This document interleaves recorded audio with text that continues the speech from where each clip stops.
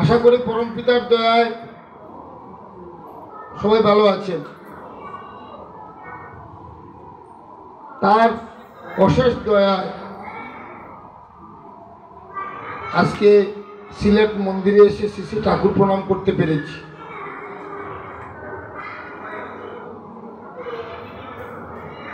আচার্যদেব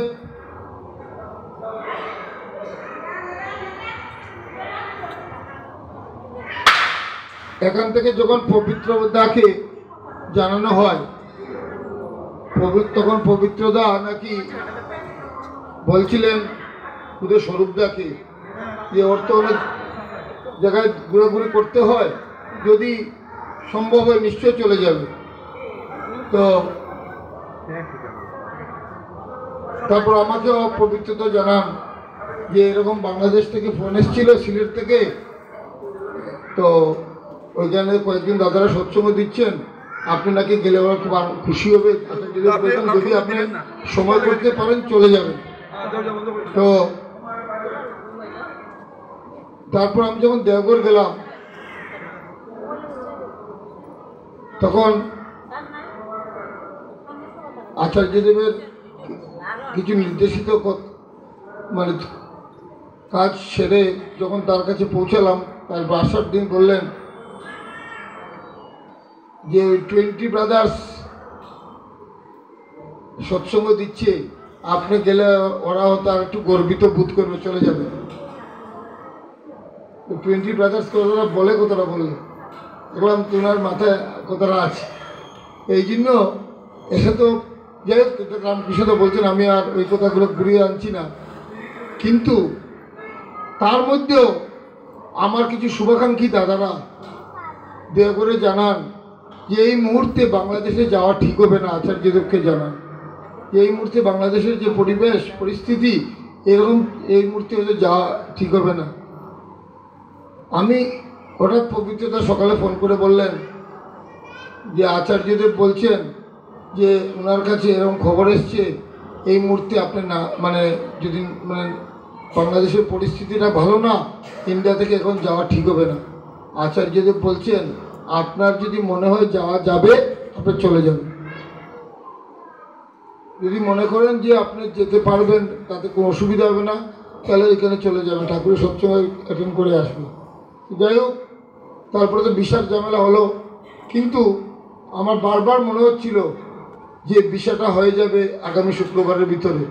তাই আমি রামকৃষ্ণদাকে ফোনে বললাম যে রামকৃষ্ণদা, শুক্রবারে আমি চলে আসবো। স্বরূপ বুধে তখন মাইক্রোফোন লাগিয়েছিল মোবাইলে, কিন্তু গতকালকে বিকাল 3টা অবধি সেই ভিসা হওয়ার কথাই না। কিন্তু আমার বিশ্বাস যে একবার রামকৃষ্ণদাকে ছোটো করেছি না, সে আরেকবার ছোটো করে ঠাকুর হয়তো করতে দেবেন না। কালকে রাত্রে আগরতলায় প্রায় আমার লোকের কাছে ভিসা আসে প্রায় রাত্রে 10টা-11টার সময়। ওই লোকটা আজকে সকালবেলা ওইখান থেকে ওখানে গুয়াহাটি থেকে ফ্লাইটে পাঠিয়ে দিই পাসপোর্ট দিয়ে, তার দয়া হয়ে গেছে, চলে এলাম আপনাদের সঙ্গে সবাই মিলে। আমরা ঠাকুরের প্রার্থনা করলাম, ঠাকুরকে প্রণাম করলাম, আনন্দ হলো। আমরা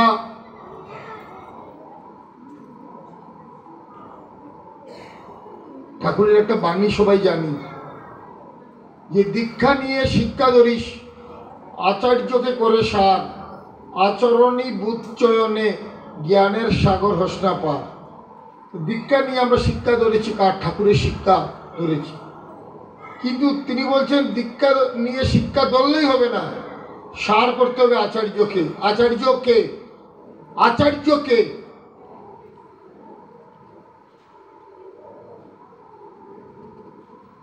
আচার্য কে সেটা আমাকে জানতে হবে। আচার্য কথা কি একটা সহজ কথা? ঠাকুর বলছেন যে যিনি আচরণ করে জেনেছেন তিনি আচার্য। আচার্য দেব একটা ছোট্ট একটা গল্প বলছি আপনাদেরকে। একবার আমারই খুব এক সহকর্মী, তিনি একটা কোম্পানির ম্যানেজার। ওই কোম্পানি থেকে এই যে রামকৃষ্ণ সিরিয়াল হয়েছিল না টিভিতে, আপনারা নিশ্চয়ই দেখেছেন। ওই রামকৃষ্ণ সিরিয়ালের যে মানে যে যারা প্রডিউসার, যারা এটা করেছিলেন, সাগর ফিল্ম ইন্ডাস্ট্রি, ওই সাগর ভুলা কোম্পানির ম্যানেজার হলেন আমাদের এক গুরুভাই রামকৃষ্ণদাস চিনতেন, ওনার নাম ফণিভূষণ দেব। তো ওনারা বলছিলেন যে আপনাদের ঠাকুর তো আমরা জানি, ঠাকুর রামকৃষ্ণ পরমহংসদেব দেহরক্ষার আগে ঠাকুর হয়ে আজ আসবেন তিনি বলছিলেন। তো এরকম একটা আমাদের হাতে তো রামকৃষ্ণ সিরিয়াল আছে, আমরা যদি শেষ অধ্যায়ে এই কথাটা যদি বলে দিই তাহলে কেমন হয়? তো ওই দাদা আমাকে নিয়ে গেলেন বাবাইদের কাছে, আচার্যদেবের কাছে, বর্তমান আচার্যদেবের কাছে। তখন দাদা আছেন, বাবাইদা বললেন ঠাকুর রামকৃষ্ণ যে এই কথা বলছেন যে আমি আবার ঠাকুরে আসব, সেটা আমিও শুনেছি, বিভিন্ন গ্রন্থে শুনেছি, কিন্তু ঠাকুর রামকৃষ্ণ যখন বলছিলেন আপনি কি তোমার সামনে ছিলেন? বললেন না। বলে আমিও ছিলাম না। তো এই কথাটা আপনি কি করে বলবেন যে ঠাকুর রামকৃষ্ণ বলছিলেনই? আমরা ধারণা করেছি এটা ঠিক ঘটনা, কিন্তু এটা কিন্তু ধারণা। তাই যে জিনিস আমি নিজের কানে শুনিনি, যে জিনিস আমি দেখিনি, সেটা নিয়ে আমি এরকম বাক্যালাপ করা বা এরকম কিছু দেওয়াটা আমি সমীচীন মনে করি না। তিনি কিন্তু আমার ঠাকুরকে প্রতিষ্ঠা ওই সিনেমার মাধ্যমে করতে হবে না, আমার ঠাকুরকে তো আমার হৃদয় দিয়ে আমি আমার নিজেকে দিয়ে প্রতিষ্ঠা করব। তো আচার্যদেব বলেন এইরকম, আচার্যদেব এইরকম তিনি ওই তালিমারা কথা বলেন না, দাদাও বলতেন না, বড়দাও বলতেন না, আচার্যদেবও বলেন না, গোবিন্দাও বলেন না। সুতরাং উনার সঙ্গে পৃথিবীর সব কিছুর আলাদা, উনার কোনো শরীক নেই, উনার বাই হলে যে আমি উনাকে উনার মতো দেখব তা কিন্তু নেই। কারণ ঠাকুরের নিজের সন্তানকে, ঠাকুরের নিজের সন্তান ঠাকুর তো ইচ্ছা করলে করতে পারতেন, কি করতে পারতেন? নিজের সব সন্তানকে বর্দার মতো করতে পারেন। ঠাকুর কি চাইতেন যে সব সন্তান বর্দার মতো হোক? ঠাকুর কি পারতেন না? ঠাকুর কি ক্ষমতা ছিল না? তাহলে বর্দা একরকম, কাজলদা আরেক রকম কেন? তিনি দেখিয়ে দিলেন আমার ঔরসজাত সন্তানও যদি হয়, সেও যদি আমার কথা মতো চলে না, তাহলে তারও আমাকে ধরা সার্থক না। তিনি তো কাজলদার জন্ম না দিলেও পারতেন, তিনি করলেন এই কারণে যে দেখো আমার ঔরসজাত সন্তানও যদি হয় আর সেও যদি, তুমি তো কোন চাই, আমার রক্তের সন্তানও যদি আমার কথা মতো না চলে, আমি যেভাবে বলছি সেভাবে যদি না চলে, তাহলে সেটাও কিছু না। তো আমি বিপ্লব রায় আর আমি কাজল চৌধুরী আর তুমি রামকৃষ্ণ ভট্ট, তোমরা যদি আমার কথা মতো চলে না, তাহলে তোমাদের কি অবস্থা হতে পারে? আমার ছেলেরই ওই অবস্থা। শ্রী বর্দা বলছিলেন একবার সব ভক্তদেরকে, যে সবাই বসে আছেন বর্দাকে পরিবেষ্টিত করে, বলে সবাইকে বলছেন এই গল্প বল, তো সবাইকে বলছেন গল্প বল, সবাই গল্প করছে বিভিন্নভাবে। দীনদা, রামকৃষ্ণ চেনেন, তিনি নাম হলো দীননাথ শর্মা, তিনি ঋত্বিক আচার্যও ছিলেন। তাকে যখন বললেন বর্দা এই গল্প বলতো তিনি কিন্তু হাউ হাউ করে বর্দার সামনে কাঁদা শুরু করলেন, চিৎকার দিয়ে কাঁদছিস কেন? বলে আপনার সামনে গল্প বলবো। বলে কি? যে আপনি যদি না হতেন তাহলে ঠাকুরকে কি করে প্রণাম করতে হয় সেটা আমরা জানতাম না। বর্দাকে বলছেন আপনি যদি না হতেন তাহলে শ্রী ঠাকুরকে কি করে প্রণাম করতে হয় সেটা আমরা জানতাম না। বর্দা একদম নীরব হয়ে গেল, চুপচাপ হয়ে গেল। আর এটা বাস্তব কথা, ঠাকুরকে প্রণাম করা শিখিয়েছেন বর্দা আমাদের। আমরা যে প্রণাম করি, গপ করে যে পায়ে পড়ে যাই, বর্দাই বললেন এই দুটা হাত হলো কি কর্মের প্রতীক, এই দুটা পা হলো আমাদের চলার প্রতীক, এই মাথা হলো জ্ঞান বুদ্ধি বৈরাগ্যের প্রতীক। আমার জ্ঞান বুদ্ধি বৈরাগ্য, আমার চলা, আমার কর্ম সব তোমার চরণে দিলাম, দিয়ে তোমাকে মাথায় বসালাম, তারপরে হৃদয়ের সিংহাসনে স্থাপন করলাম।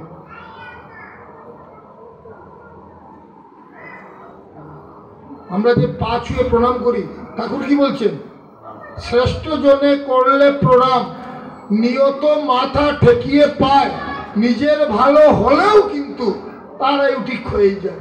আমি রামকৃষ্ণ তাকে প্রণাম করছি, প্রণাম করে পা ছুঁয়ে পায়ের মধ্যে মাথা লাগিয়ে প্রণাম করলাম, আমি ভাবলাম আমার খুব মঙ্গল হলো। কিন্তু রামকৃষ্ণ পরদিন মারা গেলেন, যে আমি তাকে আমার আমার শ্রদ্ধাটা আসবে কোথা থেকে?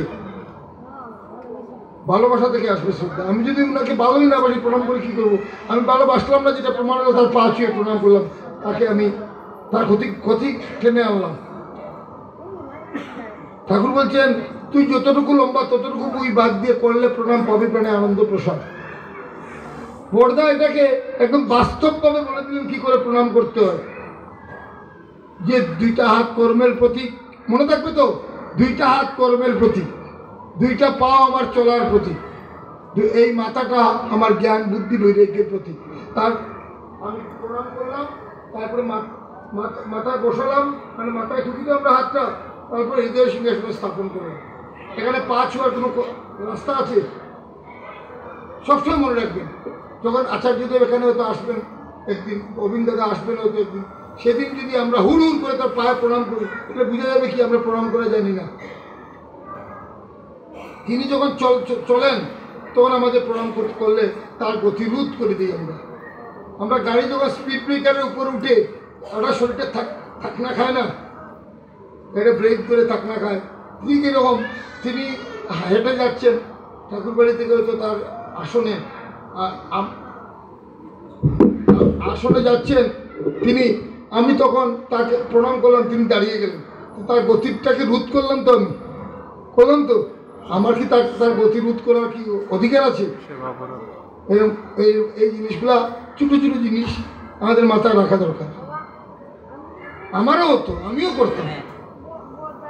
তিনি হয়তো এখন চা খাচ্ছেন, কোনো কারণে হয়তো আমি ঢুকে গেছি তার রুমে, তিনি চা খাচ্ছেন, গপ করে প্রণাম করে নিলাম। এই চা খাওয়ার মধ্যে তার কিন্তু অসুবিধা হলো।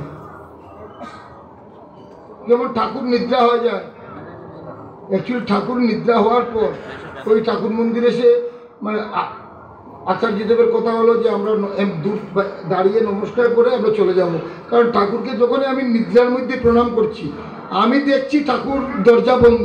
শ্রী শ্রী ঠাকুর অনুকূলচন্দ্রকে দরজা বন্ধ করে রাখার মতো ঠাকুর অনুকূলচন্দ্র না, ঠিক কি না? এই মুহূর্তে ঠাকুর নিদ্রা, দরজা বন্ধ, তিনি যদি দরজার ভিতরে থাকেন আমরা এখানে বাঁচবো কী করে? আমাদের বাঁচার কি রাস্তা আছে তিনি ছাড়া? তিনি চিরজাগ্রত। কিন্তু আমরা যখন এই মন্দিরের যারা পরিচালনায় আছেন, এই মন্দিরের ঠাকুর সেবায় যারা নিযুক্ত আছেন, তাদেরও তো একটা পরিকাঠামো আছে, তাদের তো একটা সিস্টেম আছে, সেই সিস্টেম অনুযায়ী হয়তো ঠাকুরকে নিদ্রার কথা ভেবে এইভাবে রেখেছেন। আমি কি করা উচিত? এরকম নমস্কার করা উচিত। প্রণাম করলাম মানে তাকে জাগিয়ে দিলাম, তো প্রণাম করলাম মানে তো তাকে জাগিয়ে দিলাম। এখন রামকৃষ্ণদা করে গেলাম, আমি আমার রামকৃষ্ণদাকে প্রণাম করতে ইচ্ছা হলো, হ্যাঁ, আমি রামকৃষ্ণদা ঘুমিয়ে আছেন, রামকৃষ্ণদাকে তিনি তো মানুষ, তাকে তো ঠেললাম যে দাদা একটু উঠে এখানে প্রণাম করবো, তো তাকে কী করলাম, তা এই কষ্ট আরামের মধ্যে আমি তাকে বিঘ্নিত করলাম। এই ছোটো ছোটো জিনিস, a small deficiencies invites spiritual one. তো এইটা আমরা আচার্যদেব যদি না ধরতাম, আচার্যদেব যদি আমাদের কাছে না থাকতেন, তাহলে সেটা কি জানা হতো? আমাদের জানতাম না, বর্দা না এলে প্রণাম করেই জানতাম না। তো একটা কথা কি, আমি যখন ক্লাস 10-এ পড়ি, তখন আমি কি ছিলাম খচ্চর, এটা মানে আপনারা আমাকে এই পোশাকে দেখেন তো, ওই দিনটা জানেন না, আমার সহপাঠী যারা তাদেরকে জানবেন, মানে আমি এমন কোনো অকর্ম করি না, ছিল না পৃথিবীতে যেটা আমি করিনি। আমি এমন কোনো অকর্ম নেই যেটা আমি করিনি। সেই সময় আমার ক্লাস টিচার বললেন, তুমি যে ক্লাসে থাকো না, তুমি পড়াশোনা করবে কি করে? আমি এগুলো বাড়িতে গিয়ে পড়ে নেব। বলছেন বাড়িতে গিয়ে তুই কী করে পড়বো, তোমাকে বুঝাবে কে? বলে দুইটা গল্প করলেন আমাকে, বললেন এক ভাই, সে ভাবলো সে পড়াশোনা মানে এভাবেই নিজে বই কিনে পড়াশোনা শিখবে, ইংলিশ শিখবে, ডিকশনারি কিনেছে, সব কিছু শিখে সে মানে রপ্ত করেছে। এবার সে কলকাতা গেছে, গিয়ে বাজি আর বারুদ কেনার জন্য কলকাতা ঘুরছে বাজারে, জিজ্ঞেস করছে সবাইকে যে এখানে বাজি বারুদের কারখানা কোথায়। একজন দেখিয়ে দিয়েছে, এই যে দোকানটা দেখছেন, ওই দোকানে চলে যান, ওইখানে পাবেন। তো তিনি গেছেন দোকানে, কে দেখছেন এখানে তো আরো কি লেখা আছে, তিনি পড়ছেন এখানে যে হরে করকম বা জিওবা রুদে রকা রকা না, বারবার পড়ছে। তারপরে আবার কে বলছে, বললেন দাদা এখানে তো আরো কি লেখা? বলে কি লেখা? বলে যে হরেক রকম বা, বলে ধত পাগল, এখানে লেখা হরেক রকম বাজিও বারুদের কারখানা আছে। এই হরেকে নিয়ে এসছে আগে, তারপরে কর সঙ্গে ওইটার সঙ্গে মিলাইতে না গেছে হরেক রকম বাজার। তারা অর্থ খুঁজে পাচ্ছে না, দোকান কিনবে কি? এইটা কে আমাকে শেখাতে পারতো? যদি আমার যদি উপযুক্ত শিক্ষক আমার কাছে থাকতেন, তাহলে হটাও শিখেছে, কিন্তু হটাকে কিভাবে গুছিয়ে লিখবে পড়বে সেটা যে শিখে নাই, কারণ মাস্টার ছিল না। তারপরে ইংরেজি শিখছে, বা তার বাড়িতে এখন ইংরেজি চ্যানেল লোক এসছে, এবার সে অ্যাপ্লাই করবে আমি যে ইংরেজি শিখেছি। সে এসছে বলছে গার্লিক স্যার আই 70-80, বদলু তো দাঁড়িয়ে আছে। তারপর ফিরে এসে বলছে কই আপনি তো বসলেন না। বলে আপনি তো আমাকে বসতে বললেন না। বলে কোথায় বসতে বললাম? এই যে বললাম গার্লিক স্যার। বলে গার্লিক অর্থ কি? সে বলছে গার্লিক অর্থ বসুন, আর তিনি বলছেন গার্লিক অর্থ রসুন। সে এটি দেবে ডিকশনারি এনে বলছে এই দেখেন গার্লিক অর্থ বসুন, মানে রড বিন্দুটা প্রিন্টিং মিস্টেক হয়ে কি হয়েছে, ওইটা বসুন হয়ে গেছে। এবার ভাবুন মাস্টার না থাকলে কি হয়। এবার আচার্যদের দিকে, আমার জীবন্ত আচার্য যাকে ঠাকুর নির্দিষ্ট করে দিয়ে গেছেন, ঠাকুর যাকে নির্দিষ্ট করে দিয়ে গেছেন, সেই হরিদাস পালকে ডাকলে হবে না যে ওই ঠাকুর পরিবারের উনি আছেন উনাকে ডাকলে আমার হয়ে যাবে, মুটেই না। কারণ ঠাকুর রক্ত পূজায় বিশ্বাসী ছিলেন না। ঠাকুর বলছেন আমার মতো যদি এরকম কেউ থাকে, যাকে তোরা বিশ্বাস করতে হবে, যাকে দেখে আমার সমস্ত কথা মানে আমার মতো মনে হয় তোদের, সেই মেন সিমিলার, তার কাছে যেতে বলছি। তিনি যদি আমার কাছে না থাকেন, এখন আমি ভাবলাম এখানে কেউ ফটোতে পূজা করছে না। আমরা আগে গ্রামে কীর্তন করতাম, সপ্তাহে কীর্তন, হরিনাম সংকীর্তন করতাম। দেখা গেল 2-3টে গান হওয়ার পরে আমরা হেরান হয়ে যেতাম। হওয়ার পরে একটু জলটা দেওয়া দিতাম, একটু লাল চা দিলেও গো কীর্তন আসর কিন্তু চলে। আমরা কীর্তন করার আগে গ্রাম আমরা করতে পারি একবার এসো গৌরাঙ্গ চা দো আমার আসরে। গৌরাঙ্গ চা দিয়ে তো আমার আসরে নিয়ে আইলাম। গৌরাঙ্গ চা কিন্তু বোয়া, কারণ মানে জয় জয় মহাপ্রভু কি জয় নাগা বন্ধু যেতে পারবে না, কিন্তু আমি এখানে চা খাইলাম, একটু পান দিলাম, সদা করে নাই খাসা খাতা দিল খাইলাম। কারণ কি দা মহাপ্রভু তো বউ তাকে গতই কিছু কিন্তু কিন্তু তাই বাড়িতে না, গতই কিছু নেন তাই কিন্তু বাড়িতে না। 75 ফটো একটা রাখছি, কিন্তু বাড়িবার লাইন নাই, তে খাও না। এরপরে সাইডে দিয়ে যদি ভিডিও না করতো, আমি করছি। আমার বাবা এই দেশ থেকে গিয়া ওইখানে বাজারঘাট করে গ্রাম আছে, ওই গ্রামে আমরা বাড়ি আসছিল। আমি নিত্য যেতাম, গিয়ে দেখতাম। হ্যাঁ, তো এই জন্য এই যে সময়ে এই বিপাক পথে হাত ধরে আমাকে চলার কায়দা কে শিখাবেন? ঠাকুর বলছেন বিপাক পথে হাত ধরে যে চলার কায়দা জানিয়ে দে, তাকেই জানিস গুরু বলে, অভয় শিক্ষা সেই তো দে। তো বিপাক পথে এই মুহূর্তে আমার হাত ধরে কে শিখাবেন? আচার্যদের, যিনি আচরণ করে জেনেছেন। আমাদের আচার্য গ্রন্থে পরিষ্কার লেখা আছে, যিনি তোমার পরম আচার্য তিনিই তোমার পরম গুরু। মনে মনে গুরু বানাইলে হইতো না, কিন্তু আমার মনে মনে কলা গাছ গুরু, কলা ছড়িয়ে একটা দিবে, বেশি কিছু তোলা দিব না। কলা গাছে আমার গুরু বানাইলে আমি কলা গাছে মানে আমি আশীর্বাদ কলা গাছের পাইব। ওই যে ঠাকুরে কইছিলাম যে তুমি যদি আমেরিকার কোন প্রেসিডেন্টের নাম করে কইছিলাম, একজনে কইছিলাম আমি যদি তানে যদি গুরু বানাই, হ্যাঁ, তো তুমি যদি তানে গুরু বানাও তো তুমি তার মতো হইতে পারবা, কিন্তু তুমি জেসাস হইতে পারতে না। আমি যদি এখানে বিশ্বজিৎ চন্দ্রবাবু আসুন, তাই একজন ইন্ডাস্ট্রিয়ালিস্ট, আমি তানে যদি আমার গুরু বানাই, তাই ম্যাক্সিমাম কিনে দিবা। তাই সকলটা যদি আমার আমি বিশ্বজিৎ চন্দ্র যথাযথ সব প্রপার্টির মালিক, এর বেশি তো মালিক হইতে পারতো না, পারবনি। আর যদি ঠাকুর আমার গুরু হয়, ঠাকুরই যদি আমার সব হয়, তাহলে আমি ঠাকুর হইতে পারবো। কারণ আমরা ঠাকুর দর্শি গীতার লাগি, শিষ্য হওয়ার লাগি না। কিন্তু ঠাকুর কইছেন যে অর্থমান যশ ইত্যাদি পাওয়ার আসে আমাকে ঠাকুর সাজিয়ে ভক্ত হয় না, সাবধান হোক, ঠকবে। তোমার ঠাকুরত্ব না থাকলে কেউ তোমার কেন্দ্র নয়, ঠাকুরও নয়, ফাঁকি দিলেই পেতে পেতা। আমার ঠাকুরত্ব জাগানোর জন্য আমি ঠাকুর ধরছি। সত্যানুসরণে লেখা আছে না প্রথম বাণীটা, না আমি মিশা কথা কইয়া? প্রথম কথাটাই আছে যে তোমার ঠাকুরত্ব না থাকলে কেউ তোমার কেন্দ্র নয়, ঠাকুরও নয়, ফাঁকি দিলে। তা আমার ঠাকুরত্ব জাগানোর জন্য আমি ঠাকুর ধরছি। আমি শিষ্য হওয়ার জন্য ধরছি না, অট্টালিকা মানানোর জন্য ঠাকুর ধরছি না। আমি ঠাকুর ধরছি আমার ঠাকুর, আমি ঠাকুর হওয়ার জন্য। আমি ছোটবেলা যখন আমার গুসাই বাড়ি একটা আছে, বাড়ির কাছে প্রায় যেতাম। এখানে গুসাই বাড়িতে কীর্তন উর্তন হইতো, আনন্দ ফুর্তি করতাম, সব আনন্দ পাইতাম। কিন্তু আমার একটা প্রশ্ন থাকতো সবসময়, সবাই খালি এখন গুসাই বাড়ি কীর্তনও শুনি যে স্রষ্টার সর্বশ্রেষ্ঠ জীব মানুষ। বহুত কোটি মানে 84 লক্ষ জুনি ভ্রমণ করে আমরা মানুষ হয়েছি তো 84 লক্ষ জুনি ভ্রমণ করিয়া আমরা স্রষ্টার সর্বশ্রেষ্ঠ জীব তো মানুষ আমরা।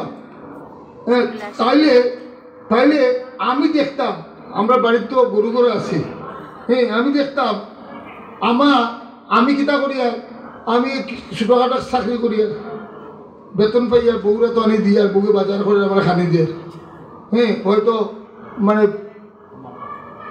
বিয়ার পরে ঠাকুরের 2-3টা সন্তানও হয়েছে। আমার গরু গরু যে গোমাতা রাখা আছে তাইনও দিকে তাইনও দুধ দিতরা, তাইনও গাছ দিয়া কুড়া দিয়া তাই খাইতরা, খাইয়া আবার পরবর্তীতে আমার হয়তো বছরে একটা বাচ্চাও দিতরা। তাহলে আমার লোকে আমার গোমাতার কোনো পার্থক্য দেখি খুঁজে পাই না, আমি তো পাই না খুঁজেইয়া।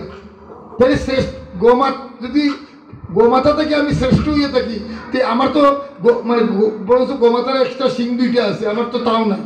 তো আমার সঙ্গে পার্থক্যটা কোন জায়গায়? অনেক খোঁজাখুঁজির পর ঠাকুরের দীক্ষা নিয়ে যখন শুরু করলাম একটু একটু ঠাকুরের সত্যানুসরণ পড়া, এই মাথার মধ্যে যে এই মানে কিনা কইতাম, এই যে আমার একটা টেনশন যে আমরা মানুষ যে শ্রেষ্ঠ জীব পাওয়া হয়, কিন্তু মানুষের লোক তো আহার নিদ্রা মৈথুন মানুষেরও আছে, গরু ছাগলেরও আছে। পার্থক্য তো খুঁজে পাই না। পার্থক্য পেলাম ঠাকুরের দীক্ষা নেওয়ার পরে একটা জায়গায় সত্যানুসরণ পড়িয়া, যে মানুষ আমাদের জীবনের উদ্দেশ্য হচ্ছে কি ঈশ্বর প্রাপ্তি। আমাদের মানুষের জীবনের উদ্দেশ্য হলো ঈশ্বর প্রাপ্তি। ঈশ্বর প্রাপ্তি মানে আপ্তি মানে তার মনজ্ঞ হয়ে ওঠা। তার মনজ্ঞ হয়ে ওঠা যদি আমার জীবনের উদ্দেশ্যই থাকে, তার মানে দেখা গেল মানুষের লোকে পার্থক্য, তার গরুর উদ্দেশ্য নাই কিন্তু ভগবানের মনজ্ঞ হয়ে ওঠা, ছাগলেরও নাই, কারণে এ তো তার খাইতো যাইতো এবার মরে যেত। আমরা দেখা গেলে আমরা খালি খাওয়া দাওয়া শেষ নাই, আমরা একটা দান্দা আছে যে আমি ঠাকুর তার মনের মতো ইয়ে উঠতাম। ওই গিয়ে দেখা গেল তার মনের মতো হয়ে উঠতে গেলে কিতা করতে লাগবো? সঙ্গত সঞ্জয়তে শ্রদ্ধা দৃষ্টিশুদ্ধ ভবেত প্রেম। আমি তার সঙ্গ করতে লাগবো, নিত্য তার সঙ্গ করতে লাগবো। এখন বাংলাদেশ সিলেট তাকিয়া নিত্য আচার্য দেবের সঙ্গ আপনি কিলা করবা, এগুলা তো আইতেও একবার বিষয় যে ঝামেলা দেখাইছে, এই অত তো সুবিধা নাই। তাহলে প্রতিদিন তার সঙ্গ আমি কিলা করতে পারবো? শ্রী দাদা আমারে কইছিলেন, এটা আমার কথা না, শ্রী দাদার কথা শুনবেন কথাটা।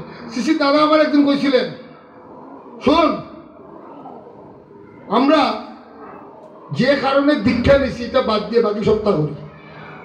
বলছেন যে কারণে দীক্ষা আমি নিছি এই ওটাও করি না, খালি বাকি সপ্তাহ করি। বলে আমি তো চিন্তা পড়ে গেলাম কিনা কথা।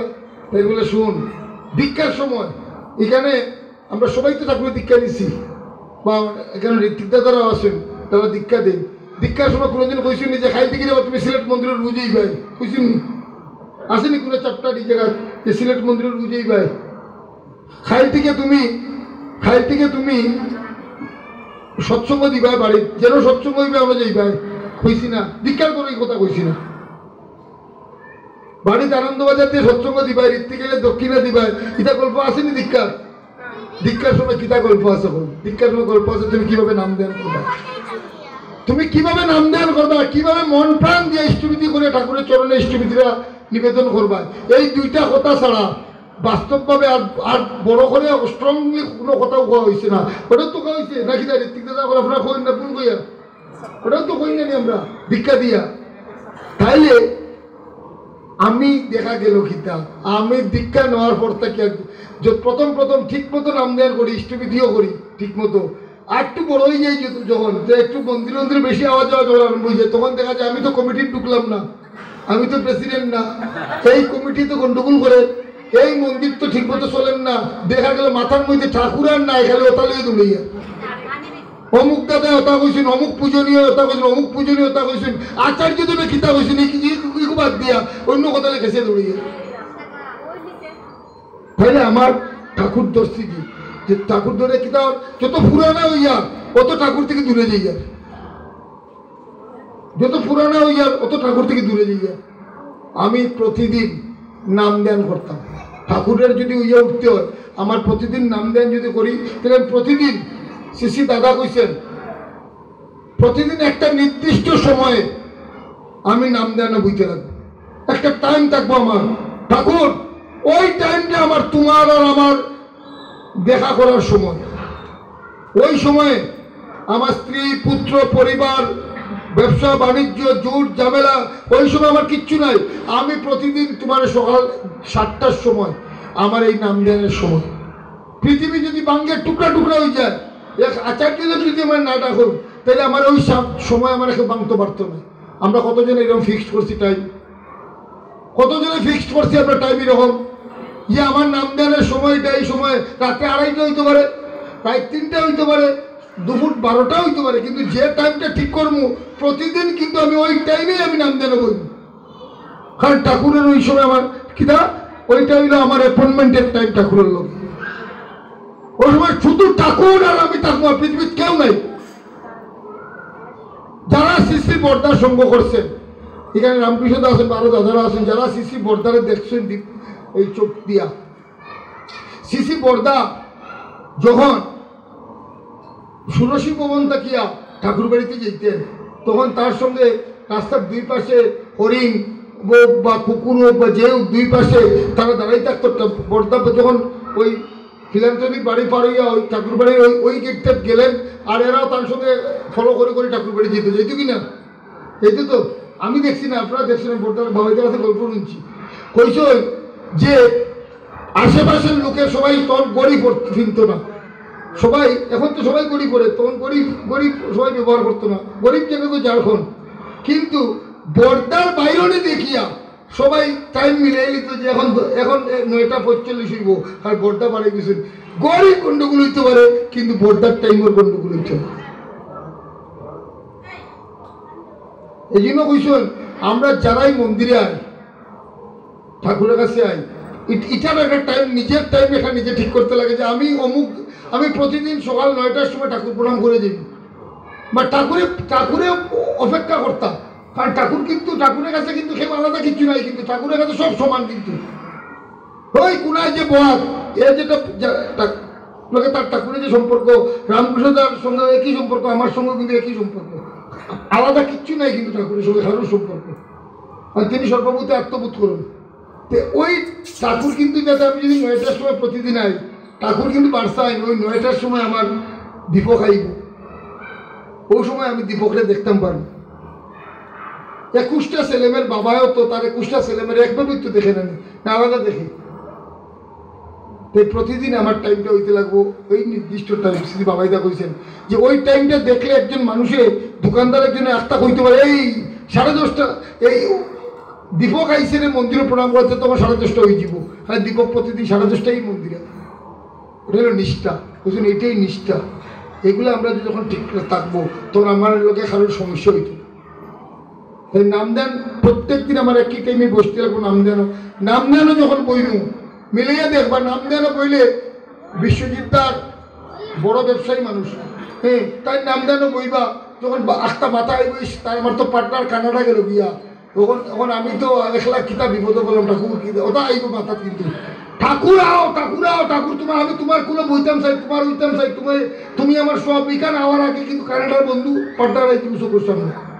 আমি তার কথা বলি না, বিটলেন না, আমার ক্ষেত্রেও সেম, স্বরূপের ক্ষেত্রেও সেম। তাই তার মনে হয়ে যাব, তার প্রিন্সিপালে আর বেশি বইলে হইতো না, প্রিন্সিপালে ফোরাই যাব আমার বিপ্লবদা। এটাই তো আমরা ম্যাটেরিয়াল জগৎ নিয়ে আসি, আমরা আওয়াটা অস্বাভাবিক কিচ্ছু না, কিন্তু ওই সময় এগুলো না ইয়া যে ঠাকুর আইতে খালি মাথার মধ্যে এই নামটা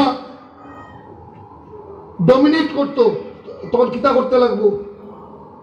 এখন যদি এই যে ব্যাটারি অটো আছে না, ব্যাটারি অটো আছে না রাস্তা চলে, এটা যদি যায় ওদিকে, আর যদি সাড়ে যদি ওদিক দিয়ে বার হয়,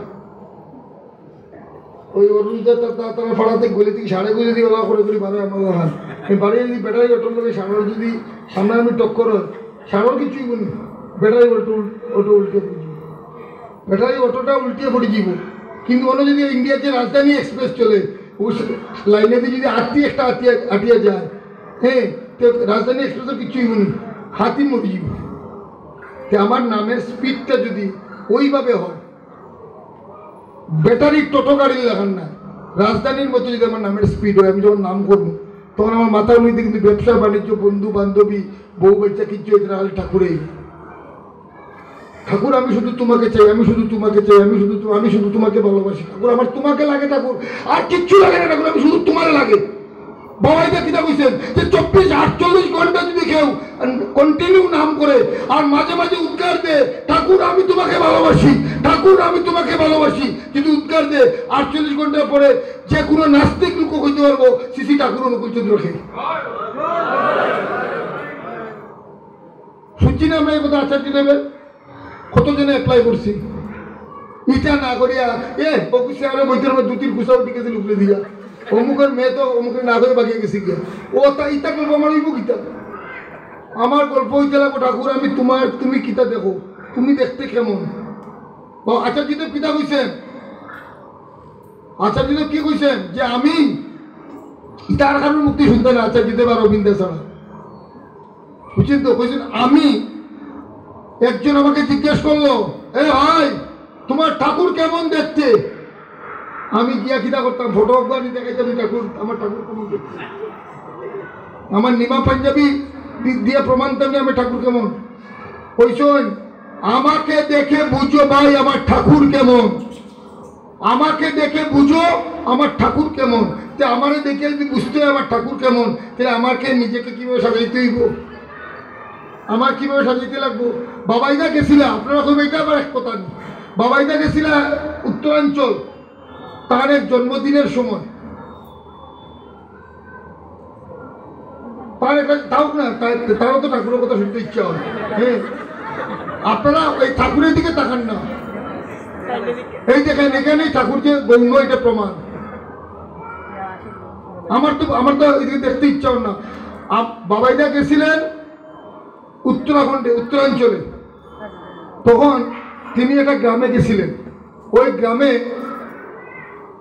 তাই বাবাইদার পুরা ফ্যামিলি আর দীপনদার বকুড়িদার 2 জন, এই তারা গেছিলেন ওখানে 15 দিনে আসছিলেন একটা গ্রামে, যে গ্রামে বাবাইদা কইছেন না কারণে আমি ঠাকুরের প্রপৌত্র, বাবাইদা কইছেন না, হ্যাঁ বাবাইদা কইছেন না যে আমি দেওঘর থেকে এসেছি ঠাকুর বাড়ি থেকে, কইছেন না, কিন্তু দেখেন প্রভুর কথা কিরকম শুনের বইয়া, বুঝছেন তো। হ্যাঁ, তো তারপরে ওইখান থেকে তিনি 15 দিন থাকিয়া দেওঘরাই গেছেন। 1 বছর পর উড়িষ্যার এক ঋত্বিক দাদার ট্রান্সফার হয়েছে ওই গ্রামে, তিনি কইতেছেন বাবাইদারা ইয়া দাদা এমন একটা জায়গায় ট্রান্সফার হইলো, এখানে তো কোনো গুরুবাই নাই এই পিনকোডে, আমি গিয়া এটা সৎসঙ্গ করতে পারতাম না, যেটা ঠাকুরের কথা গল্প করতে পারতাম না, কোন জায়গা, যে এই জায়গা। তখন দীপনকে ডাকিয়া বলে ওই ছেলেগুলোর এই যে কোনো একটা ফোন নম্বর দিয়ে দে, আর গিয়া যেন কয় এখান থেকে গেছে।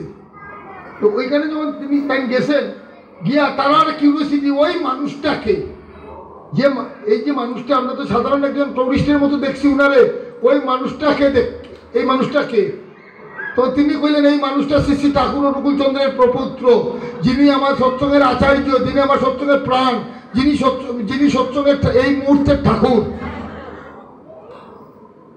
বলে কেন তুমি এই প্রশ্ন করলে, যে এই মানুষটা 15 দিন ছিলেন, মনে হয়েছে আমরা ভগবানের সান্নিধ্যে ছিলাম। তিনি কিন্তু কইছেন না বাবাইদা যে আমি বাবাই আমি অনুকূল ঠাকুরের সন্তান, তিনি কইছেন আমরা তারা ট্রাইবেলরা করে প্রত্যেক 15টা দিন আমরা প্রতিদিন অনুভব করতাম যে আমরা ভগবান শ্রীকৃষ্ণের সঙ্গ করছি প্রতিদিন। বলছেন যেমন কথা, যেমন বডি ল্যাঙ্গুয়েজ, যেমন আলাপ আলোচনা, যেমন মিষ্টি ব্যবহার, একটু খাবার হইলে সবাই নিয়ে খায়, এরকম করতে করতে মনে হয়েছে যে তিনি যখন গেছেন মনে হয়েছে আমরা এই গ্রামটা কিয়া মানে যে নন্দপুর চন্দ্রবিনা বৃন্দাবন অন্ধকার, মনে হয়েছে যে আমরা গ্রামটা অন্ধকার হয়ে গেছি। ওই কইলা যে তাই নবী, তারপরে তো এইখান তাই কইতেই তারা 259 জন না 39 জন, এটা ফেসবুকেও বাড়িয়েছিল, তারা সব গেছে দেওঘর গিয়া ওইখানে বাবাইদের সঙ্গে গান বাজনা গাইছে, তারা প্রায় 100 জনের উপরে দীক্ষা হয়েছে। কইছেন আমরা এইরকম হইতাম, আমি পরিচয় দিতাম না আমি কে। বলছেন মুখে জয় গুরু বলবো না, কাশ্মীর না করতে পারে, এই নিমা পাঞ্জাবি সাদা পোশাক পরবো না, ফটো দেখাবো না, আর হ্যাঁ আমি আমার ব্যবহার দিয়ে বুঝাবো যে আমি ঠাকুরের সন্তান, আমি আলাদা। বলছেন আমি অটো গাড়িতে যাচ্ছি, অটো ওই যেদিন আমি ওই টুকটুকে যাব, ওই টুকটুক থেকে নামার পর ওই টুকটুক ড্রাইভারটা বউকে গিয়ে বলবে জানো বহুদিন পরে ওই দাদাটাকে পাইছি, ওরে ও গাড়িতে উঠলে বড় আনন্দ লাগে, টাকা পয়সার কোথায় ভুলে যাই গিয়ে। সবজি যে লোকটার কাছে সবজি কিনি, সেই সবজিওয়ালাটা আমাকে দেখলে মনে হয় যে তার আমার সঙ্গে কথাই বলতে ইচ্ছা হয় তার। বলছে কম্পিটিশন করবো, এইটার করবো। আমাকে দেখে মানুষের ঠাকুরের কথা মনে পড়ে যায়। আমি গলাবাজি দিয়ে ঠাকুরকে প্রতিষ্ঠা করব না, আমার ব্যবহার দিয়ে, আমার ক্যারেক্টার দিয়ে, আমরা দীক্ষার সময় শপথ করেছি না যে আমার জীবন দ্বিতীয় সেবা, তাকে আমার পারিপার্শ্বিকের প্রত্যেকের ভিতরে সর্বতভাবে প্রতিষ্ঠিত করেছি কিনা। আমরা কতজনের মনে আছে এই কথা না, আপনার আছে, কতজনের মনে আছে, কিন্তু দীক্ষার দিনে কথা দিছি ঠাকুর দিয়ে যে এই দীক্ষা গ্রহণ করে আমি সর্বান্তকরণের শপথ করে দিচ্ছি, মানুষের জীবন বৃদ্ধির পরমোদ্দাতা শ্রী ঠাকুর অনুকূলচন্দ্রকে প্রতিষ্ঠা করাই এই ক্ষণিতে আমার জীবনের যোগ্য। আমার জীবনের একটাই কাজ, একটাই যোগ্য, কি তাকে প্রতিষ্ঠা করে। প্রতি বাধা বিঘ্নই আমার জীবনকে রুদ্ধ প্রসন্ন না করে জীবন বৃদ্ধিতে জ্বলন্ত করে তুলুক। আমরা সামান্য বাধা পাইলি মন্দিরে আইতে রামকৃষ্ণ তো জয়গুরু দিছেন না, গীতা দিতেন না বা বেটা বেটা খেয়েও মারছেন না, ও বেটা একটু মারতে বেটা দিকাই মারছে না, আর দিতাম না। তা আমার খাম ও বেটার লগে নি, আমার খাম ও বেটার লগে নি, আমার খাম তো ঠাকুরের লগে। ওই বৃত্তে যে বেটা বোয়া তো বেটার লগে, ও বেটা খুশি হয় কিনা আমি যাওয়ায়, ও বেটা আনন্দ পাই কিনা।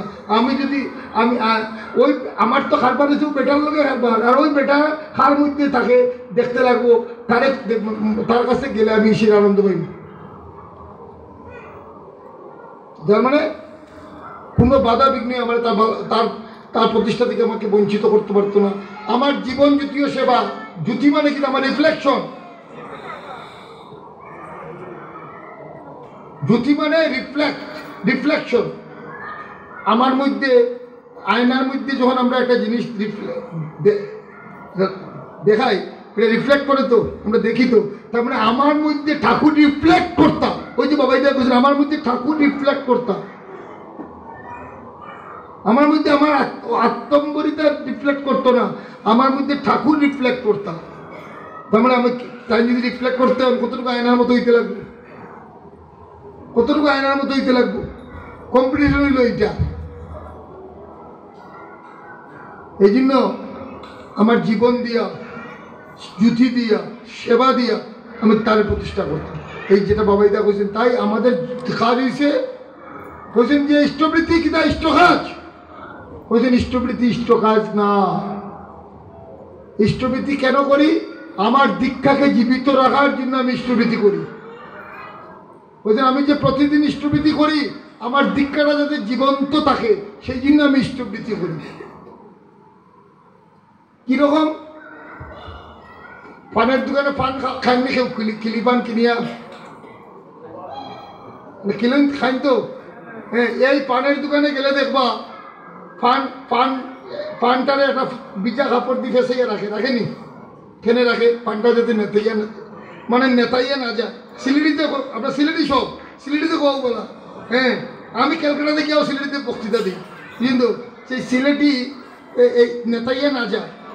তার মানে বাবাইদা কইতেছেন আচার্যদেব কইতেছেন যদি পানটা আমার দীক্ষা হয়ে থাকে তাহলে বিজা কাপড়টা আমার ইষ্টবৃত্তি। বুঝছেননি? তার মানে ইষ্টবৃত্তির যে পজিশনটা দীক্ষার ক্ষেত্রে কিনা, যে ইষ্টবৃত্তির পজিশনটা হলো যদি পানটা দীক্ষা হয়ে থাকে মানে ইষ্টবৃত্তির হলো বিজা কাপড়টা। কইছেন আমি এই যে সৎসঙ্গ করতেছি এটা কি ইষ্ট কাজ? কইছেন এটা ইষ্ট কাজ না। এটা কি? এটা কিছু সংখ্যক আমরা অতিপয় দাদারা একত্রিত একজুট হয়ে ঠাকুরের আরাধনা করতেছি, যাতে আমরা আমাদের মধ্যে একতা, sister to pray together to stay together. এই যে মন্দিরটা সবাই মিলিয়া সাধনা করার জন্য এটা করা হয়েছে। আমার এটাও আমরা সাধনার জন্য, আমার সাধনার জন্য, ঠাকুরের জন্য না। মন্দিরটা ঠাকুরের জন্য না, কিন্তু মন্দিরটা আমাদের জন্য। এই যে সত্যটাও আমার জন্য, ঠাকুরের জন্য না। এই যে ডিপি ওয়ার্কস, সব থেকে পুণ্যের কাজ হয়েছে ডিপি ওয়ার্কস। ডিপি ওয়ার্কসের গল্প আচার্যদেব কইছেন, অনেক ঘটনা কইছেন। এক মা আচার্যদেবের কাছে আইছে, ওই মার স্বামীও ঋত্বিক, ছেলেও ঋত্বিক, দুইজনে ধরে ধরে নিয়ে আইসে। আগে বাবাই যারা কইছে যে বাবা আমার আর রক্ষার 11টা ওষুধ খাই ডেইলি, হ্যাঁ আমারে বাঁচাও, তুমি যদি কিছু বাঁচাইতে পারো। তাই বলছেন তুমি একটা কাজ করো মা, তুমি 1 মাস পরে তোমার একটা ডাক্তারের নাম দিব গৌরবাই, ওই তুমি ডাক্তার কাছে এই 1টা মাস শুধু একটা কাজ করবাই না বলে কিনা, যে প্রতিদিন চান টান করিয়া খাওয়া দাওয়া করিয়া তুমি 2টা গুরুবাইয়ের বাড়ি যাইবা। খেয়াল করবা কথাটা, কিন্তু খুব কঠিন কথা। প্রত্যেক দিন চান খাওয়া করিয়া 2টা গুরুবাইয়ের বাড়িতে যাইবা, ইয়া কিতা করবাই যে দাদা জয় গুরু ভালো আছেন কইয়া তুমি বাড়িতে যাইবা, আর কিছু করবে না। প্রত্যেক দিন, আমার কথাটা বুঝতে পারছেন না আপনারা? কিতা কইছেন? প্রত্যেক দিন 2টা গুরুবাইয়ের বাড়িতে গিয়া কইবা জয় গুরু দাদা কেমন আছেন। বাবাইদা কইতেছেন ওই মাটারে, আমি সামনে, আর বাবাইদা ফ্লাইটের টাইম হয়ে যায়। আর 1 মাস পর তুমি তোমার কাছে গৌরবাইরে ফোন করবা, গৌরবাই ডাক্তারের নাম কই দিবে। প্রতিদিন মাটা এই কাজটা করে। 1 মাস পরে দেখা যায় মার ফোন করছে না, গৌরদাকে দিয়ে বাবাইদা উল্টা ফোন করেছেন, জিজ্ঞেস করছেন কি হয়েছে। কইছেন যে আগে 11টা ওষুধ খাইতাম, অনেকটা ওষুধ খাই, এখন ডায়ের লেগে দাদা আপনারা কষ্ট দিছি না।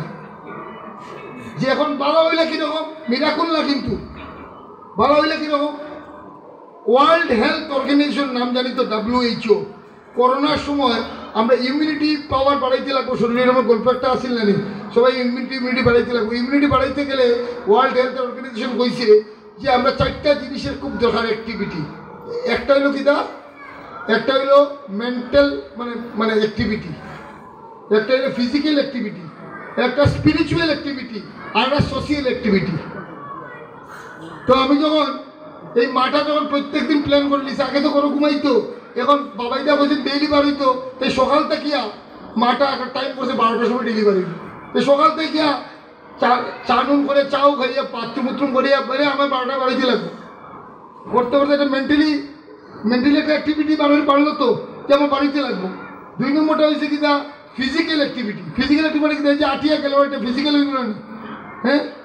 এই যে কয়েকজন মানুষের সঙ্গে নিয়ে গেল, ইয়া কিতা হইলো সোশিয়াল অ্যাক্টিভিটি হইলো। আর ওই যে বাড়িতে গিয়া করে জীবন বৃদ্ধির খবর নিল, হ্যাঁ, যে কিনা যে দাদা কেমন আছেন, ভালো আছেন নি, জয় গুরু, এটা হলো স্পিরিচুয়াল অ্যাক্টিভিটি। এই 4টা অ্যাক্টিভিটি হয়। ভদ্রমিলা কি হয়েছে, ভদ্রমিলা ভুলে গেছে, তাই কি মানে কিছু ছিল।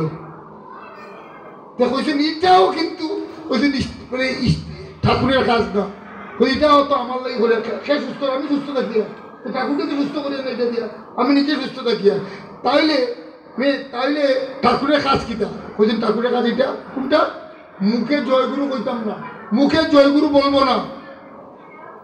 এই সাদা পোশাক না পরেও লোকে যখন আমাকে দেখে বুঝবে যে এই মানুষটা অন্য মানুষের মতো না, এটা আলাদা। যখন আমার চলায়, আমার কথায়, আমার বাক্য ব্যবহার, আমার বডি ল্যাঙ্গুয়েজে লোকে ঠাকুরকে ফিল করতে পারবো, তখন বুঝা যাইব যে এটাই আমার ইষ্ট কাজ। এটা করতে গেলে যেভাবে নিজের সুন্দর করতে লাগবো, ওই করাটাই হলো ইষ্টকর্ম। যে বুঝা গেল তো ইষ্টকর্মর কিটা, এটা আমার কথা না, আচার্যদেবের কথা। আমি জাস্ট শুনিয়ে আপনারা কথাটা কইতেছি। এখন থেকে আমরা একটাই কাজ। আরেকটা কথা, আমরা একটা বাণী ঠাকুরের জানি যে ইষ্টবৃত্তি ইষ্টকেই দিস, করিস না তাই বঞ্চনা, অন্যকে তা দিলেই জানিস আসবে বিপাক গঞ্জনা। ইষ্টভীতি ঈশ্বরের নাম। তো ইষ্টভীতি তো ঈশ্বরই দিই, আর কারে দিই? আমার পূজনীয় মা কইছিলেন একদিন, তুই যে ইষ্টভীতি করস, তোর ইষ্টভীতি দেখছস ঠাকুর নেই কি না কোনোদিন? এই গল্প কোনোদিন পাবি না কেউ যে আমার ইষ্টভীতি ঠাকুর নিলা কিনা কোনোদিন দেখছি না আমি খেয়াল করিয়া। আমার তো মাথায় বেড়েল উড়ি গেছে কিছু নাই গান শুনিয়া। হ্যাঁ কইয়া দেখ 10 টাকা রাখ আতো কর ইষ্টভীতি, দেখ ঠাকুরটা দেখস নি, চোখ বন্ধ করতে ঠাকুরটা দেখস নি বলে না, বড় মা বলে না, বড়দা বলে না, দাদার দেখলেনি বলে না, বাবাইরে দেখলেনি বলে না, অবিন্দে বলে না। তো ইষ্টভীতি কারে দিচ্ছে? তুই যে ইষ্টভীতি করতে দিত্রে না কারে? ইষ্টভীতি ইষ্টকেই দিস হয়েছে না এটা ঘুরে, এ দিত্রে কারে? এবার তুই কর, ভাব তুই যে চোখ বন্ধ করে ভাব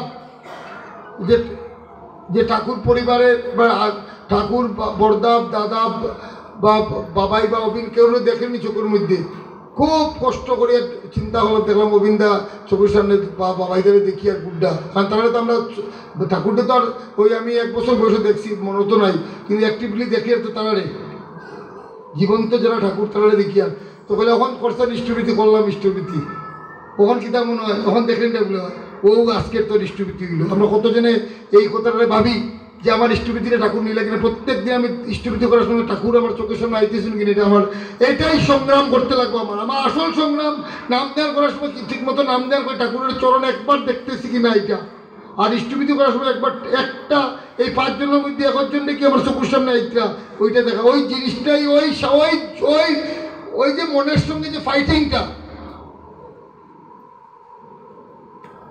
ওটাই আমার জীবনের সার্থকতা। কারণ একটা জিনিস আপনারা সবে শুনছেন, কোটি জন্ম করো যদি নাম সংকীর্তন তথাপি না পাইবে ব্রজেন্দ্র নন্দন, শুনছি না? ঠিক না বেটি? ঠিক তো?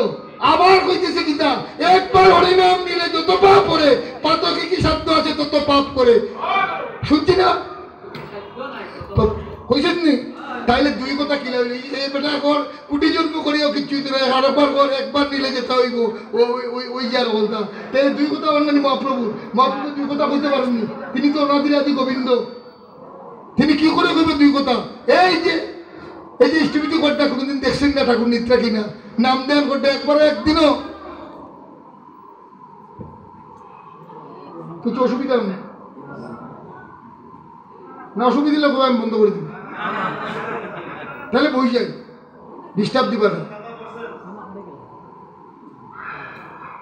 কারণ আমি মুখস্থ কোনো কথা কইেন না, চেষ্টা করে আচার্যদের যে কথাগুলো আপনার উদ্দেশ্য করি সেটা আপনাদের পরিবেশন করা।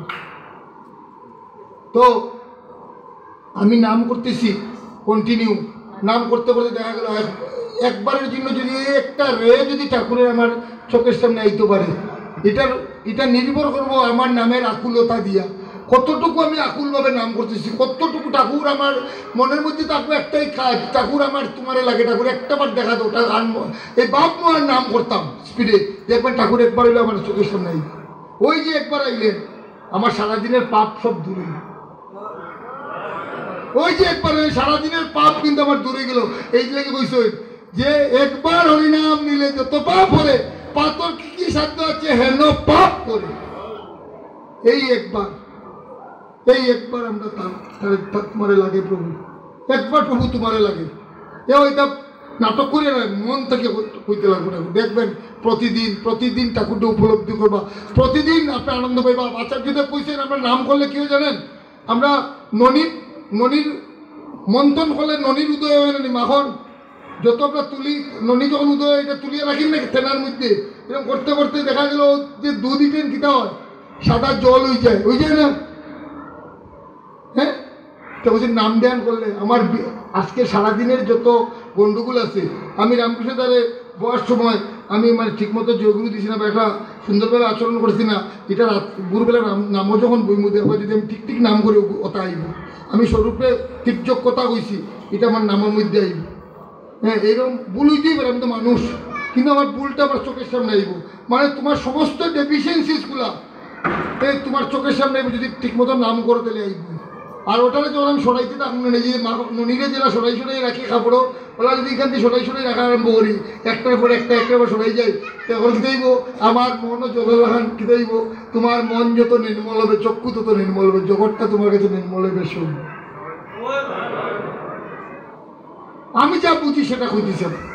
আচার্যদের সঙ্গ করে, আচার্যদের সঙ্গ করে এই কারণে যে আমি পারফেক্ট হইতাম না। প্রতিদিন তার সঙ্গে সঙ্গ করে কিন্তু আমার সিংহ যায় না, কিন্তু আমি প্রত্যেক দিন সঙ্গ করি, উপলব্ধি করি what is the depth of my ignorance. আমার ইগনোরেন্স জানাটা হলাকে দরকার। আমার কিতা ইগনোরেন্স আছে, আমার কিতা ডেফিসিয়েন্সি, রামকৃষ্ণপুর ডেফিসিয়েন্সিতে আমি কিতা করতাম, আমার কি আইব দিব, বেটা দুই দিন করে মরে যাব, আমার লাভ হইব কিতা, আমার লাভ হইব আমার মধ্যে। আজকে আমরা যদি ইষ্টবিধি করি, ইষ্টবিধি করার সময় জীবযোগ জীবন কারণ করুণা বসায় যে মন্ত্র কই, কতজনে মন্ত্রটা শুনিয়া কই চা দেও বা বাসর টাইম হয়েছে, আমার ঘুমতে ঘুরতে দেরি হয়েছে, নামও হইতে নাই, কোনো মিষ্টিবিধি না করলে বাস অ্যাক্সিডেন্ট দিতে পারে, মা সাহ মিষ্টিবিধি না করিয়া জীব করে রাখি।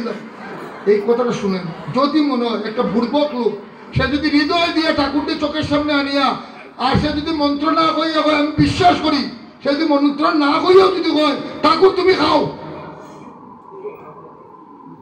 ঠাকুর তুমি খাও,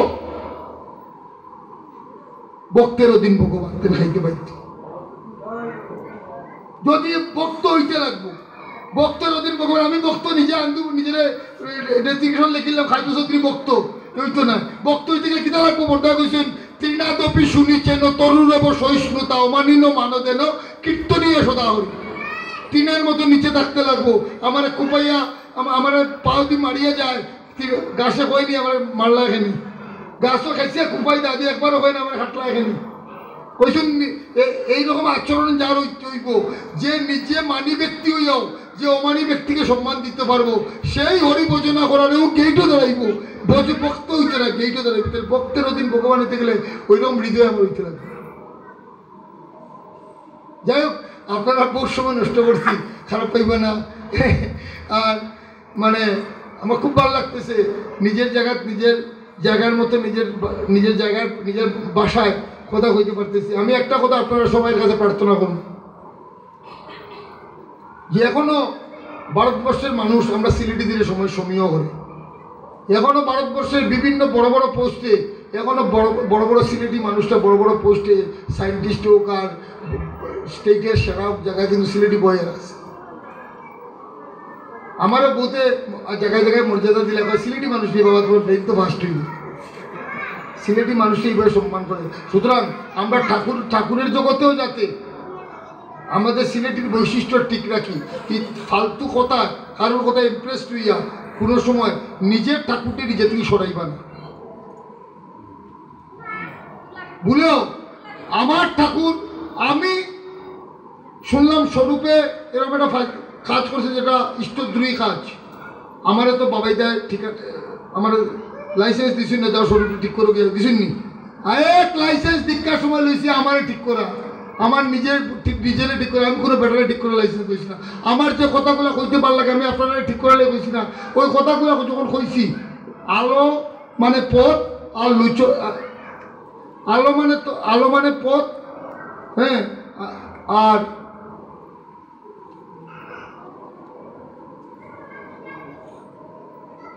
না লুচন মানে পথ, আলোচনা মানে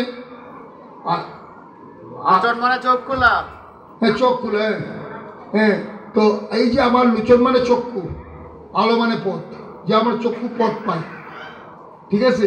আমি যে দুইটা কথা কইলাম না, আপনারা লেগে কইছি না, ওই কথাগুলোর মধ্যে প্রত্যেকটা কথা আমার ডেফিসিয়েন্সি আছে, এটা করে আমার মুখ দিয়ে কয়েছি, এটা আমার লাগে আমি কইছি, আমি আপনারা লেগে কইছি না। কিন্তু মাইকেটা দিছেন এর লাগিয়া যে কথাটা মনে মনে ভাবতাম আছে ওটা মাইকে বলিস, আমি আপনার মধ্যে এটা কম আপনারা করেন না, এটা একবারও কইছি, এটা ভাববা না কিন্তু কেউ, তাহলে আমার মহা অপরাধী। আমার মনে হইতেছে এই জিনিসগুলো আমরা নিয়ে সবাই মিলিয়ে এইটারে নিয়ে চর্চা করা দরকার। আমার ব্যক্তিগত সাধনা নিয়ে চর্চা করা দরকার।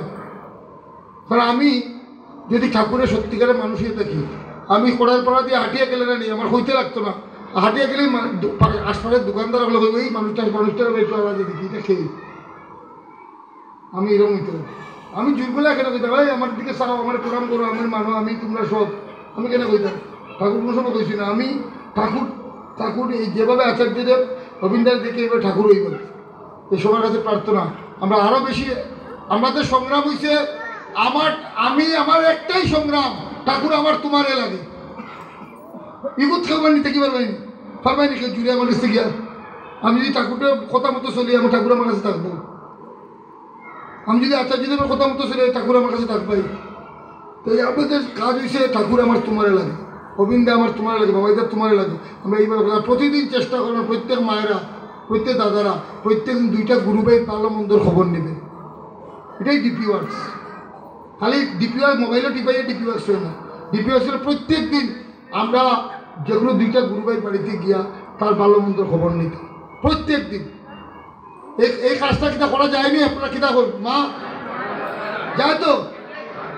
আমরা প্রত্যেক দিন আজকে দেখিয়া পাত্র পরিক্রমা, আজকে সংকল্পের দিন, আমরা আজকে সংকল্প নিয়ে আমরা প্রত্যেক দিন 2টা গুরুবাইয়ের খবর নিব। খারাপ হোক ভালো হোক, আমার টার্গেটে 2টা গুরুবাই থাকতো, রাখতে পারবো তো। আমি আচার্যদেবে গিয়ে কইতে পারি তো যে এই সিলেটের দাদা মায়েরা কইছেন প্রত্যেক দিন 2টা গুরুবাইয়ের খবর নিব, আপনারা কইছেন আপনারা কইতে পারি তো। কই সবাই কই, মায়েরা অনুরোধ তুলে দেন।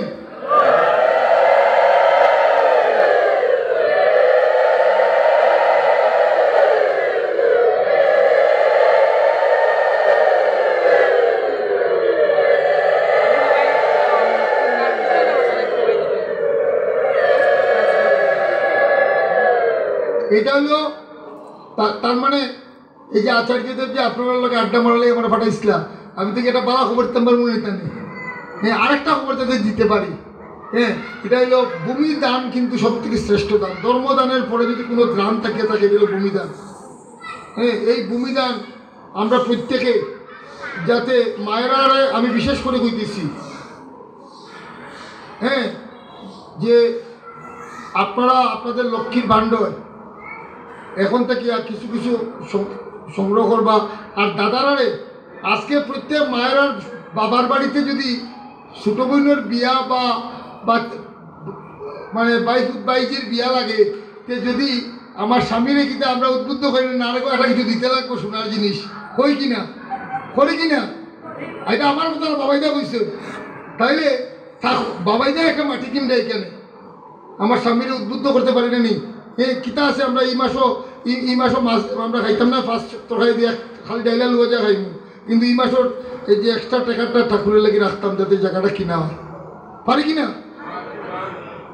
হ্যাঁ, আমি অন্তপক্ষে আচার্যদেবের এই কথাটা যাতে তার কাছে প্রার্থনা করতে পারি, আমিও একটা অর্ঘ পাঠাইব আমি সুদার কাছে, বুঝছেন তো। আপনারাও যাতে এখন থেকে নিজের ব্যক্তিগত যে খরচা সেটা একটু কমাইয়া পূজার সময় লাগে। এবার যদি কাপড় কিনেন না, এই 10 বছর পরে কিনা উপরে যখন যাইবা ঠাকুরের কাছে, কিনা আপনার শাস্তি দিবানি যে এই পূজার চেয়ে কাপড় কিনলে না কেন, হয়ে দিবানি শাস্তি, হয় না দিবানি। কিন্তু যদি এই পূজার কাপড় কিনেন না, হয় যদি এই পূজার এই কাপড়টা আমি কাপড়ের টাকাটা এবার মন্দিরের জায়গা লাগিয়ে লইতাম, আমি যেটা দিতাম এটা প্লাস এটা দিতাম, তাইলে কিনা আমার অপমান হইবনি, অফারও গেলে না সম্মান বাড়বো কোনটা। মরার পরে জিজ্ঞাসা না, ও পূজার সময় তুই কোন কালার শাড়ি কিনছিলি। হ্যাঁ, এই একটাই কইবা, তুই কাপড় না কিনে আমায় দিস যখন, তোর জায়গাটা একটু ভালো জায়গা দিই ভাই আয়। আমি বেশি মাতিয়েন না তোর আমদা। হ্যাঁ হ্যাঁ, আচ্ছা আচ্ছা। তো যাই হোক, তাহলে আমরা এই জায়গাটা আমরা কিনতে পারবো তো। তাইলে আমরা আজকে এই জায়গার